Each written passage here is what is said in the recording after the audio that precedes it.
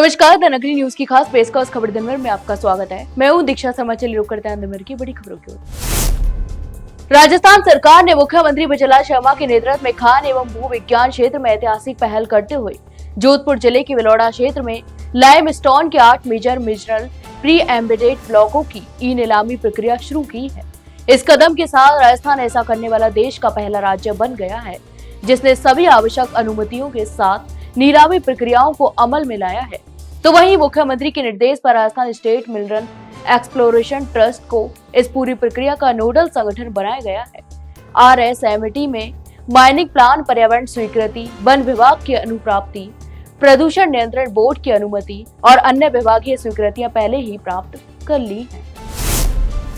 PCC अध्यक्ष गोविंद सिंह डोटासरा बूंदी पहुंचे, जहां कांग्रेस कार्यकर्ताओं ने उनका गर्मजोशी से स्वागत किया। सर्किट हाउस पहुंचने पर विधायक हरिमोहन शर्मा ने जिला कांग्रेस अध्यक्ष समेत बड़ी संख्या में पदाधिकारी और कार्यकर्ताओं ने पुष्पगुच्छ और माल्यार्पण कर उनका अभिनंदन किया। कांग्रेस जनों का उत्साह देखते हुए डोटासरा ने कहा कि यह ऊर्जा आने वाले चुनावों में भाजपा के खिलाफ जन समर्थन में तब्दील होगी। तो वहीं डोटासरा ने मीडिया से बातचीत में कहा कि राजस्थान की जनता भाजपा की नीतियों से त्रस्त हो चुकी है और अंतः चुनाव इसका पहला संकेत साबित होगा। अंतः विधानसभा उपचुनाव 2025 के लिए जिला प्रशासन ने स्वतंत्र, निष्पक्ष और शांतिपूर्ण चुनाव संपन्न कराने की सभी तैयारियां पूरी कर ली हैं। जिला निर्वाचन अधिकारी रोहिताज सिंह तोमर ने बताया कि निर्वाचन विभाग की ओर से सुरक्षा, मतदाता सुविधा और पारदर्शिता सुनिश्चित करने के लिए व्यापक प्रबंध किए गए हैं। मतदान 11 नवम्बर को होगा, जबकि मतगणना 14 नवम्बर को राजकीय स्नातकोत्तर महाविद्यालय बारा में की जाएगी। चुनाव के दौरान किसी भी प्रकार की गड़बड़ी रोकने के लिए पुख्ता सुरक्षा व्यवस्था की गई है। प्रत्येक मतदान दल के साथ पुलिस बल भी तैनात रहेगा। संवेदनशील और क्रिटिकल मतदान केंद्रों पर केंद्रीय सशस्त्र पुलिस बल के जवान भी तैनात होंगे। राजस्थान की ऐतिहासिक और धार्मिक नगरी छोटी काशी बूंदी एक बार फिर अपने भव्य 3 दिवसीय सांस्कृतिक पर्व बूंदी महोत्सव के रंगों में रंगी नजर आ रही है। इस वर्ष महोत्सव का शुभारंभ लोकसभा अध्यक्ष ओम बिरला ने किया, जबकि कार्यक्रम में ऊर्जा राज्य मंत्री एवं बूंदी जिला प्रभारी मंत्री हीरालाल नागर भी मौजूद रहे। महोत्सव की शुरुआत गढ़ पैलेस में पूजा, गणेश पूजा और झंडारोहण के साथ हुई। इसके बाद ओम बिरला और हीरालाल नागर ने कैनवास पेंटिंग वर्कशॉप का उद्घाटन भी किया। भव्य शोभा यात्रा में पारंपरिक परिधानों में सजे धजे लोक कलाकार, ऊंट, घोड़े और विभिन्न संप्रदायों के लोग भी शामिल हुए। झालावाड़ में राष्ट्र गीत वंदे मातरम के 150 वर्ष पूरे होने के उपलक्ष्य में भव्य जिला स्तरीय समारोह का आयोजन भवानी पार्क में किया गया।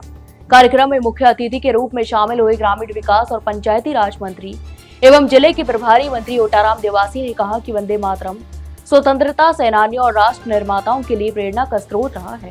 यह भारत की राष्ट्रीय पहचान और एकता का प्रतीक है। राजस्थान विधानसभा अध्यक्ष वासुदेव देवनानी की धर्मपत्नी इंदिरा देवनानी के निधन पर प्रदेश भर में शोक की लहर है। शनिवार को कांग्रेस PCC अध्यक्ष गोविंद सिंह डोटासरा अजमेर पहुंचे, जहां उन्होंने देवनानी परिवार के निवास पर पहुंचकर दिवंगत आत्मा को श्रद्धांजलि अर्पित की और शोकाकुल परिजनों से मुलाकात कर संवेदना भी व्यक्त की।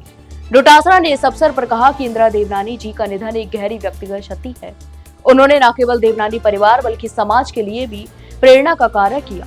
तो वहीं डोटासरा ने ईश्वर से प्रार्थना की कि वासुदेव देवनानी जी और उनके परिवार को इस दुखद घड़ी को सहन करने की शक्ति प्रदान करे। देश भर में राष्ट्रीय गीत वंदे मातरम की 150वीं वर्षगांठ बड़े उत्साह के साथ मनाई गई। केंद्र सरकार और भाजपा शासित राज्यों ने इस अवसर को राष्ट्रीय गौरव उत्सव के रूप में मनाया। इसी क्रम में राजस्थान में भी शिक्षा विभाग के निर्देशन में राज्य भर के स्कूलों और शैक्षणिक कार्यालयों में एक साथ वंदे मातरम का सामूहिक गायन आयोजित किया गया। हालांकि ऐतिहासिक आयोजन राजनीतिक विवादों से भी घिर गया।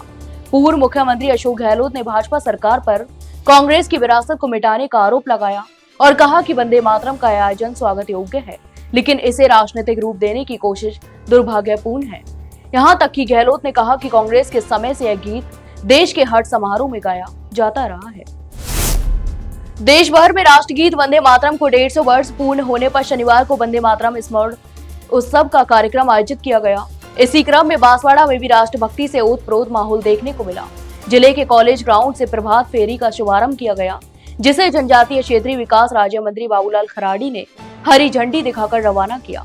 प्रभात फेरी में बड़ी संख्या में विद्यार्थी, पुलिस जवान, सामाजिक संगठन और आमजन भी शामिल हुए। राष्ट्र ध्वज और बैनर थामे सभी प्रतिभागी वंदे मातरम और भारत माता की जय के नारों से शहर की गलियों से गूंजा रहे थे। प्रभात फेरी पुलिस लाइन पहुंचकर समाप्त हुई, जहां मंत्री खराड़ी पुलिस अधीक्षक सुधीर जोशी और जिला कलेक्टर डॉक्टर इंद्रजीत सिंह ने शहीद स्मारक पर पुष्प अर्पित कर देश के अमर वीरों को नमन किया। राजस्थान में सर्दी का असर तेजी से बढ़ गया है और पिछले 2 दिनों में तापमान में करीब 10 डिग्री सेल्सियस तक की गिरावट भी दर्ज की गई है। राज्य के कई हिस्सों में शुक्रवार को सीजन की सबसे ठंडी रात रही। नागौर, जयपुर, अजमेर और उदयपुर समेत 5 प्रमुख शहरों में न्यूनतम तापमान सिंगल डिजिट में पहुंच गया। नागौर इस समय सबसे ठंडा शहर रहा, जहां न्यूनतम तापमान 6.7 डिग्री सेल्सियस दर्ज किया गया। वहीं अजमेर में तापमान गिरकर 8.2 डिग्री सेल्सियस तक पहुंच गया, जो इस सीजन की सबसे ठंडी रात रही। मौसम केंद्र जयपुर के अनुसार पिछले 24 घंटों के दौरान बीकानेर, जयपुर, जोधपुर, अजमेर और भरतपुर संभाग के जिलों में सुबह और शाम के समय उत्तरी हवाओं का प्रभाव ज्यादा रहा। इन हवाओं के कारण तापमान में तेजी से गिरावट आई। हालांकि मौसम विभाग ने अगले 1 सप्ताह तक राज्य में मौसम साफ रहने की संभावना जताई है।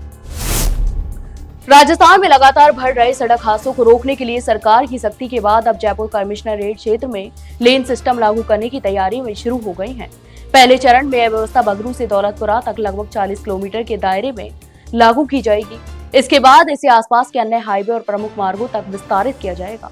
स्पेशल कमिश्नर राहुल प्रकाश ने बताया कि लेन सिस्टम को लागू करने के लिए शनिवार को बैस जिले के डीसीपी हनुमान मीना और डीसीपी ट्रैफिक सुमित मेहराना की टीम के साथ अंतिम रूप भी दिया जाएगा। इस व्यवस्था में संबंधित थानों के एसएचओ और ट्रैफिक पुलिस की संयुक्त टीम काम करेगी। इसके साथ ही परिवहन विभाग की सहायता से ITMS कैमरे भी जल्द लगाए जाएंगे, ताकि लेन तोड़ने वालों की पहचान तुरंत की जा सके। तो ये थी दिन भर की तमाम बड़ी खबरें। कल फिर आपके साथ रूबरू होंगे, तब तक के लिए नमस्कार।